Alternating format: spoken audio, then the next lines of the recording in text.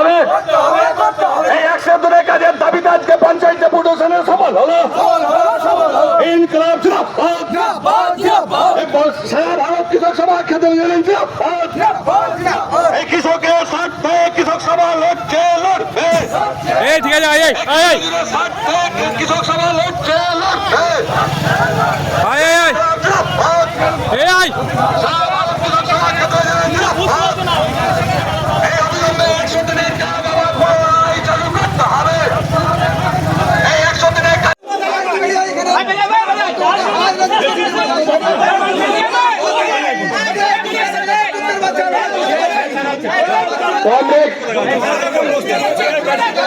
আমাদের যে কাজ শ্রমজীবী মানুষের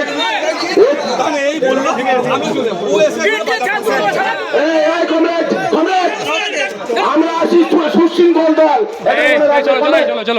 কি বলছে ডেপুটেশন গ্রহণ করেছেন এবং তিনি 4 দিন সময় চেয়েছেন। সেই আমাদের যে দাবিগুলো ছিল সেই দাবির জন্য উনি 4 দিন সময় চেয়েছেন। 4 দিন পরে আমাদের প্রতিনিধি এসে আমাদের যে দাবিগুলো সেই দাবি প্রতিলিপির রিসিভ কপি আমরা আবার পুনরায় নিয়ে যাব। সেই কাজে যদি আমরা পুনরায় প্রধান মহাশয়ের কাছে আশ্বাস পেয়েছি, সেই আশ্বাসে যদি আপনারা সফল না হয় আগামী দিনে সাধারণ মানুষকে নিয়েই আবার আমরা আন্দোলন শুরু করবো। ডেপুটেশনের কাজ এখানেই আমরা সমাপ্তি ঘোষণা। আমরা সুযোগ নেব, কারণ এরা কর্পোরেট বান্ধব, এরা আদানিদের সরকার, এরা আম্বানিদের সরকার। এরা চায় না যে অকারণ গরিব মানুষকে কাজ দেওয়া, পুকুর সাফ করা, প্রাথমিক গাছ তোলা, রাস্তাঘাট করা, এসব হচ্ছে যে অকারণ খরচ।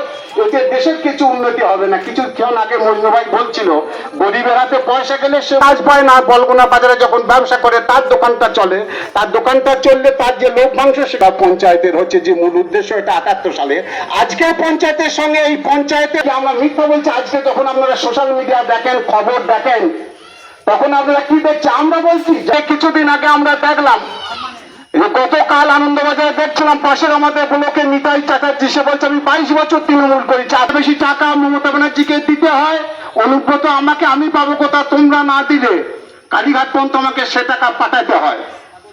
আর এই দুর্নীতি জায়গায় দাঁড়িয়ে নাই, দুর্নীতিটা আজকাল যে জায়গায় চলে এসেছে, সব জায়গায়, যে জায়গায় আজকে শুধু সমাজের স্ত্রীর ইজ্জত পর্যন্ত নিয়ে নিচ্ছে।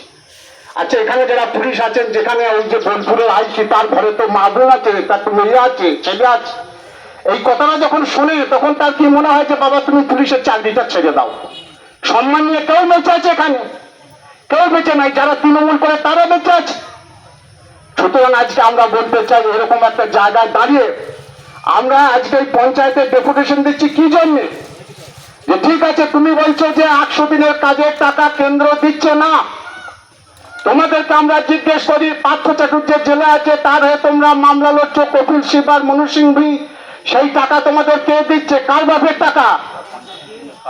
আমাদের এই জনগণের টাকা, আমাদের টাকা, আমাদের ট্যাক্সের টাকা, তোমরা মামলা লড়ছো।